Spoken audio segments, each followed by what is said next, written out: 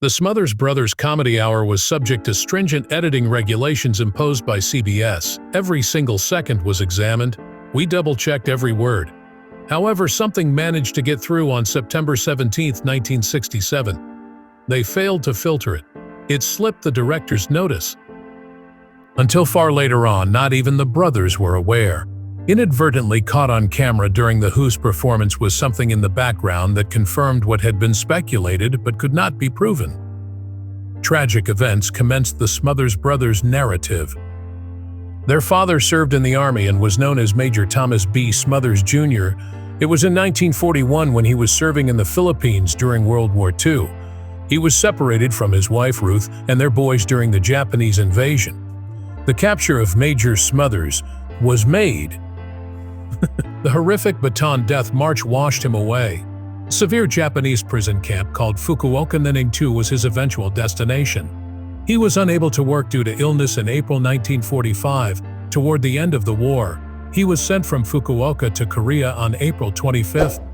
It was all for naught. Dead at sea, according to some accounts. Rumor has it that he was cremated in Korea. He was one of just 36 survivors out of 110 soldiers that were moved with him. Finally, Major Smothers succumbed to his wounds. Tom, born in 1937, and Dick, born in 1938, were left to be raised by Ruth alone. Even though their mother worked long hours, they grew up in California. The hardships they endured informed their humor for many years. In 1959, the particular comedy show had its debut at the Purple Onion, a modest San Francisco nightclub. Due to their overwhelming popularity, the brothers remained for an additional 36 weeks after their initial 2-week booking. Fans adored their unique blend of humorous anecdotes and traditional folk music. An injury was sustained by a flamenco dancer one evening. It was up to Tom and Dick to fill in for her. Everyone could see how unique they were because of their unexpected look. They were making $2,000 weekly by the time their stint was over. They were making $2 each night just a short time ago. Released in 1961, The Smothers Brothers at the Purple Onion was their debut album. Their career was propelled by it. They were members of a band that Tom formed while in college before they became Purple Onion. That group's name was the Casual Quintet. Tom strung guitar chords. In order to accompany him, Dick studied bass. As one by one the other members departed. Nevertheless, Tom and Dick persisted. In order to pass the time, they began to joke between songs. Their style truly started at that point. They were surprised to find that the crowd enjoyed their sibling teasing just as much as the music. They were known for their distinctive sibling taunting. While performing, Tom pretended to be the blameless party. As the serious brother, Dick acted it out. In front of onlookers, they quarreled and fought. "Mom always liked you best," Tom would state. And the crowd would go wild. Nothing was staged. Their character dictated it. Their comedy had an authentic quality that resonated with audiences because of that real-life emotion. They had an opportunity to expand much more by the mid-1960s. On Sunday nights, NBC Bonanza was far outperforming CBS. A quarter of American television viewers were captivated by Bonanza. It had already annihilated Perry Mason and The Gary Moore Show, two other smashes on CBS. CBS made the daring decision to attempt something new. Attracting a younger audience was their goal. Ideally, the Smothers Brothers would be able to pull it off. One thing that set Tom and Dick apart was their intelligence, humor, and uniqueness. Their goal at CBS was to restore the network's image of coolness. On February 5, 1967, the Smothers Brothers Comedy Hour made its debut. It appeared to be your average variety show at first glance. They were introduced by Ed Sullivan as ordinary American children. Everyone could see they weren't your average couple after just a few episodes. It was the Vietnam War that they made fun of. It was a political satire. Real concerns were discussed. Their wit was both biting and courageous. They challenged convention on a weekly basis. The public adored it. Their ratings surpassed Bonanza's within 2 weeks. Kids and teens watched. Marketers were overjoyed. Prior to beginning, Tom had requested complete freedom of expression. CBS was so eager for a hit that they agreed. As a result of the agreement, the brothers were free to express themselves. Folk musicians who sang anti-war songs such as Pete Seeger were invited.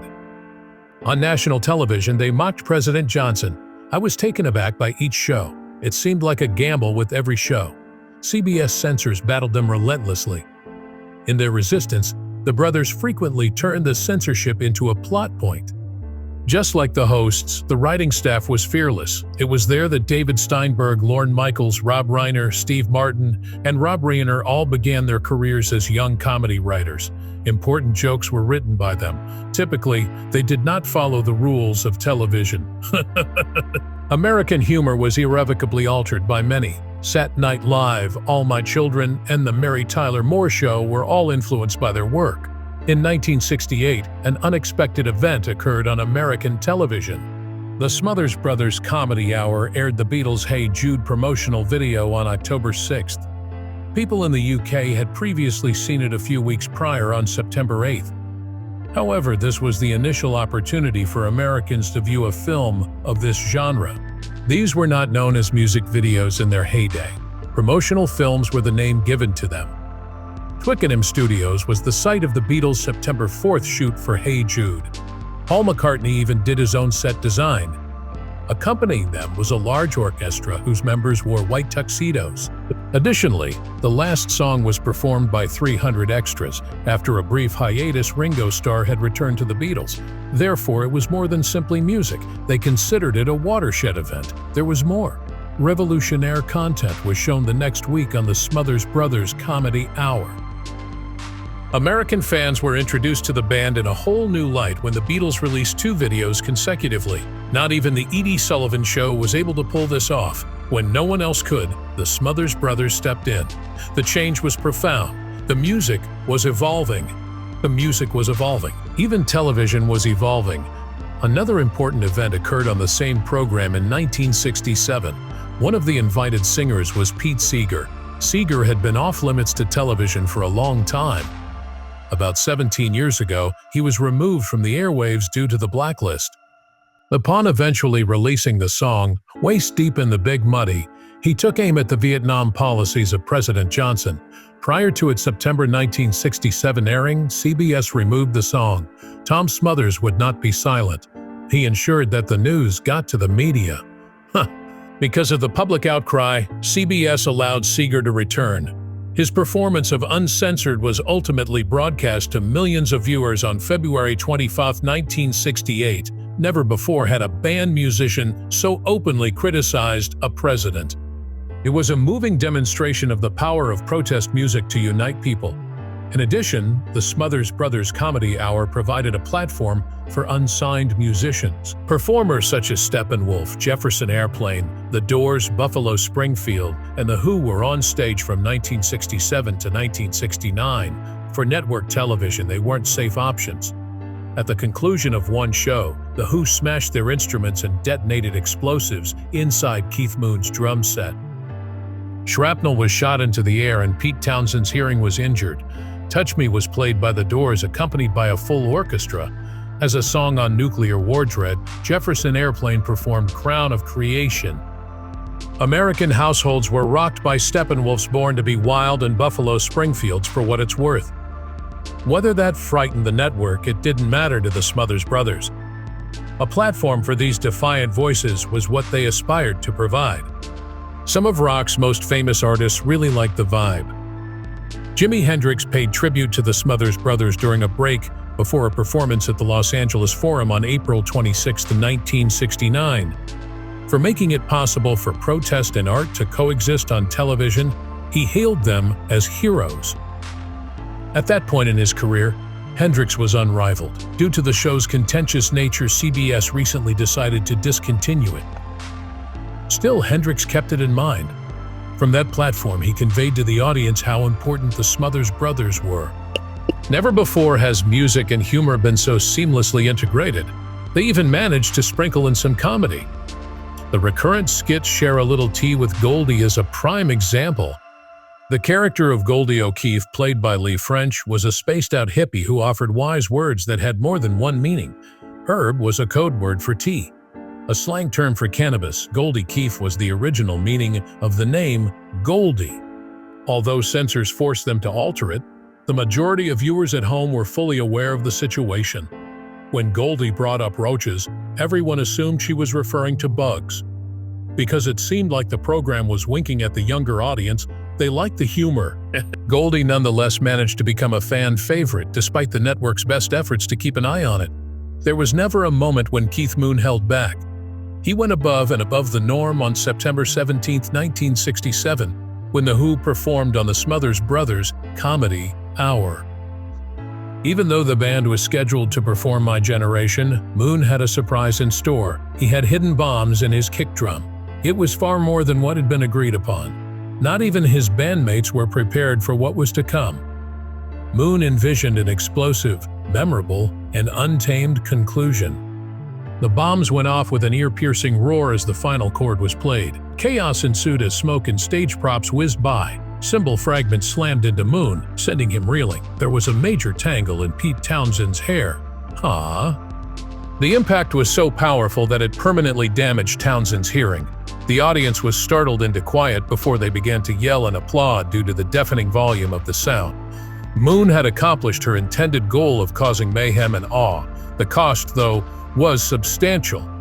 Nearly 90% of Townshend's hearing would go in one ear. After then, there was excruciating ringing that didn't go away. Even after all this time had passed, Townshend continued to talk about the chronic discomfort and how the injury made playing guitar more difficult. It was a once-in-a-lifetime experience that altered their performance style for the better. The guitar followed. In the midst of the chaos and smoke, Townshend seized Tom Smothers' acoustic guitar and battered it on stage. Too astonished to utter a word, Smothers did nothing but gaze at him. It felt like the ideal way to cap off the mayhem, a moment of defiance that revealed everyone's true colors. When they did this, no one had ever ventured to go before. The shattered guitar and subsequent explosion were more than just newsworthy. It entered the annals of rock music. Apt for younger viewers. A lot of retirees were furious. America had something authentic, defiant, and visceral from the concert. It was freedom for youngsters, but it was dreaded by their parents. A genuine generational divide existed. The Who, the Smothers Brothers, and the rest of their dissident gang wanted it that way. It was an unforgettable performance. Joan Baez was causing a sensation as well. Her fight for social justice and peace as a folk musician was well known. She was born on January 9, 1941, in Staten Island, New York, and she had devoted her life to fighting for what she thought was right. Even though she had previously been imprisoned for demonstrating by 1967, Baez's lyrics continued to resonate with those seeking change. She intended to sing a song in honor of her husband, David Harris, who was facing a 3-year prison sentence during her appearance on the Smothers Brothers Comedy Hour. He had spoken out against the Vietnam War and refused to serve in the draft. Baez expressed her pride in him on the show, but CBS edited her remarks so that she just gave a brief message before singing. One of several indicators that CBS was being pressured was Baez's clip tribute. Fearing reprimand from government officials and sponsors, the network froze. The performance has even received criticism from President Lyndon B. Johnson. Johnson remained up till 3 in the morning. You should contact CBS and insist that they manage the Smothers Brothers. Nixon trailed behind, intensifying his efforts to remove them from the airwaves. Harry Belafonte was scheduled to appear on the show in 1968. Their performance was impressive. Sung by Belafonte, "The Circus Must Go On, Lord." Chicago police reportedly assaulted anti-war demonstrators during the Democratic National Convention. It had guts. I could feel it. However, before to its airing, CBS removed the whole section. And it didn't stop there. CBS then sold the 5 minutes they had trimmed to the Republican Party for use in their campaign advertisements. An ad purchase supporting the politicians whose policies were being criticized was inserted into what was meant to be a sincere demonstration against political violence. The network's stance was quite clear. There was a great deal of strain on the Smothers Brothers at the end of 1968. CBS had settled on the policy of sending in all scripts, jokes, song lyrics, and even complete videotapes for review far in advance of airtime. It was more than a cursory examination. Every word would be scrutinized by censors. Looking for any hint of politics, they set out. Anything having to do with religion, the Vietnam War, or even light-hearted humor. Their stringent standards meant that not a single detail could fail. There was a lot of censorship and sometimes total elimination of guest actors with more controversial comedic sensibilities. 10 days prior to every performance, the due date was announced. At the time, that was a strong demand aimed to curb the brothers' tendency to push boundaries too far. Ensnared, the authors felt, enduring a never-ending loop of revising, resubmitting, and anticipation. CBS frequently made last-minute demands for adjustments, sometimes even hours before the show went live. The writers weren't exaggerating when they said it felt like 1,000 cuts. It was that bad. It was that bad. In the end, Tom and Dick chose to stand their ground. In their sketch, Tom took on the role of a censor, using enormous scissors to shred screenplays and interrupt actors mid-sentence. The humor was plain to see. Someone was putting a stop to their display. It was a daring punchline. Complete blackness remained on the screen. However, CBS failed to recognize the comedic value. The sketch was not shown by the network. According to internal documents, CBS felt the comedy was too negative for their reputation. Elaine May was included in another removed drawing. In her last statement, she said, "We're just making you laugh with empty jokes if we can't say anything important." Sliced through deeply. Tom was mad as hell. Even making fun of censorship was now forbidden due to the excessive restrictions. The brothers, meanwhile, showed no signs of surrendering. They chose to engage in a deadline-related game with CBS. As late as possible, they would deliver the cassettes. Some episodes had a safe version sent out for review before airing, and then they would sneak in some last-minute changes. It utterly irritated CBS. They were accused of breaching their contract by the network. Finally, CBS determined enough was enough in April 1969. They said the Smothers Brothers were late with a recording submission, regardless of the evidence that CBS was partially responsible for the delays. The show, which remained in the top 10 most watched in the US, was canceled for no good reason at all. Deadlines have little to do with the actual dispute. Mastery was at stake. In retrospect, Tom Smothers claims it was all an elaborate plot to stifle their speech. Press coverage of the altercation ensued. A critical editorial in the New York Times said that CBS was enslaving the Smothers Brothers to their own imaginations. Its popularity increased. Complaints and letters deluged CBS. Members of Congress and other artists took a stand. This became about more than just one program all of a sudden. It was a nationwide television program about free speech. Officials at CBS were rattled by the editorial. They hurried into meetings to assess the damage. With unwavering resolve, the Smothers Brothers spoke their minds. It was said simply by Tom, "They're doing more than simply canceling our show. The truth is being attempted to be silenced." A watershed moment in television history was that stand. But there were further issues with CBS. Major advertisers began removing their advertising, including Ford and Procter & Gamble. The show's anti-war and politically charged humor caused companies to worry that they would lose viewers. Quickly, the losses mounted. A loss of millions of dollars was incurred by CBS within a matter of months. According to internal documents, sponsor pressure was a major factor in the decision to cancel. If sponsors were scared off, even a highly rated show may be canceled. We prevailed in the court battle, but in the culture war, Tom thought with bitterness in his heart. The message from the advertisers was clear. If you spoke too openly, you would face consequences. An ultimate boundary was broken by one joke. "I will end the Vietnam War as soon as I can find where the off button is," Dick joked in March 1969 while emulating Nixon, and the remark was brief, pithy, and accurate. Nonetheless, CBS was furious and advertisers were terrified. Both the war in Vietnam and the new president touched a sensitive nerve. The tension in the network was already high before this happened. It was canceled by CBS on April 4, 1969. There was an instantaneous cancellation. The underlying reason for CBS' assertion that they had not submitted videos on time was their politics, but everyone knew that. Season 2 of the program was already in the works. Renewal for the brothers had occurred only a few weeks prior. Comedian David Steinberg delivered yet another anti-war message on an episode that CBS had previously filmed. Americans were never shown the program. Instead, it aired in Canada. It was a harsh and sudden cancellation. It sent a message to all of the other performers that there were severe repercussions for crossing the line. In court, the Smothers Brothers resisted. For 4 long years, they fought CBS in court over a breach of contract lawsuit. Their victory came in April 1973. In today's money, the judge's judgment of $776.03 is equivalent to more than $5.05 million.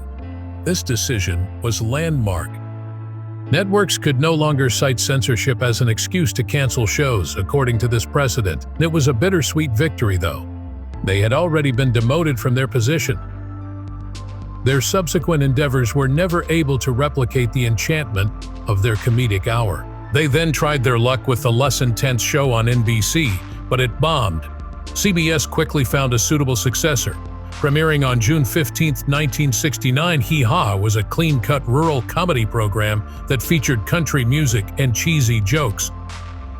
None of the usual suspects, satire, politics, and controversy were present. It was CBS' dream come true. It aired for 23 years. The show's popularity demonstrated that networks would always opt for safe programming over risky ones. The altercation also affected Tom and Dick. The blow hit Tom the most. Years later, he confessed that after the show ended, he felt completely empty. It was a long road to recovery for his confidence after it broke. As a result, Dick shifted his focus to hobbies like auto racing, making wine as a means of cope. A life-altering experience for both brothers.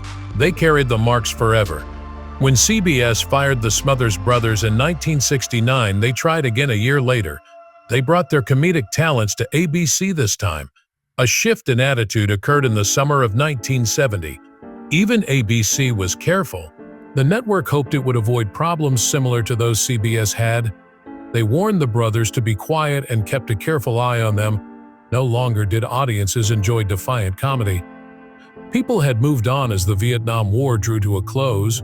The program was short-lived. Its ratings plummeted, and ABC ultimately decided against scheduling it for the fall. This limited run demonstrated how rapidly societal preferences can shift. In that year, they were state-of-the-art. They made another attempt in January 1975, this time airing on NBC. The premiere was a smashing success. At 50%, it was the 5th most popular program in the United States. They were successful for a while, but that kind of amount is now impossible. Tension was building behind the scenes. Tom and Dick had an argument with producer Joe Hamilton. It was so bad that Tom could not even do retakes without getting paid less. They were not permitted to freely meet with writers or speak with the press. Quickly, the show's ratings plummeted and it crashed and burned. Hamilton stormed out in exasperation. NBC handed over the reins to Tom for the final 4 episodes. During that time, they dared to do things like joke about cocaine, which was taboo for primetime at the time, and have notable guests like Ringo Starr and George Carlin. The show was canceled by NBC midway through the season.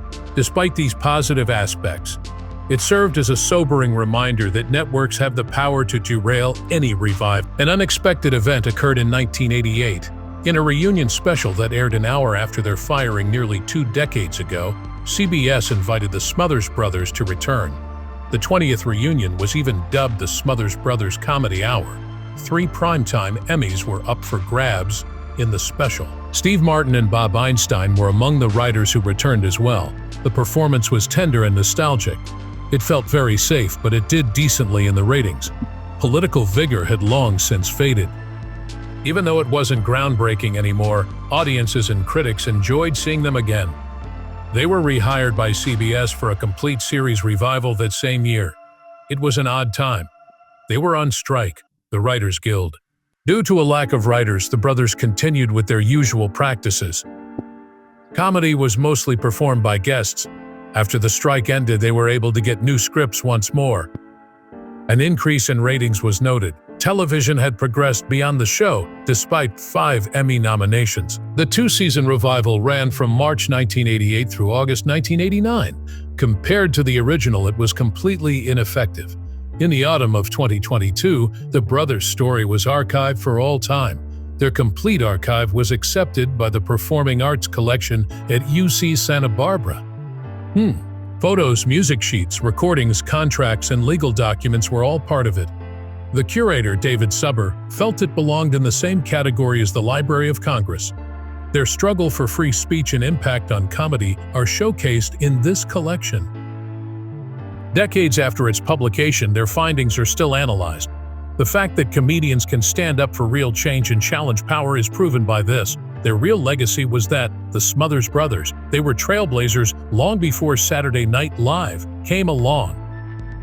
So, from 1967 to 1969, their show was on air. Politics, censorship, and war were all punchlines. Some of the writers who would go on to found SNL, like Lorne Michaels, took lessons from them. Comedians such as Samantha Bee, John Oliver, Stephen Colbert, and Jon Stewart later went in that direction. Smothers Brothers proved that truth-telling humor might influence audiences to think critically. Notable comedians also got their starts on the show. Among the pioneering authors was Steve Martin. It was also common to see Rob Reiner and George Carlin. As time went on, several of them acknowledged that this presentation was essential in getting their careers started. The brothers had established a risk-free zone. Because of that, American humor took on a fresh dimension. It persisted for many years. They resisted CBS' 1969 decision to cancel them. But censorship was the reason CBS decided to cancel their show despite its strong ratings. They were taken to court by the brothers. Their victory was declared. Andrew's speech on television was the subject of a historic lawsuit. This was the first instance of a comedy show successfully challenging a network. That creative freedom is important was established. They accomplished all this during a time when the United States was deeply divided over cultural issues, racial rights, and Vietnam. The Smothers Brothers Comedy Hour was a bridge. They had Simon and Garfunkel, Jefferson Airplane, and The Who as guests. Even folk musician Pete Seeger, who had been blacklisted for his anti-war song. And they displayed new videos like the Beatles' Hey Jude. For many others, this was their first introduction to the counterculture. It was once summarized superbly by Bill Maher. The brothers weren't scared to upset individuals who disagreed with them. They weren't aiming to please everyone. They proved that humor could take a stand and that it might matter. This lesson persisted even after the program was canceled. This is relevant even now.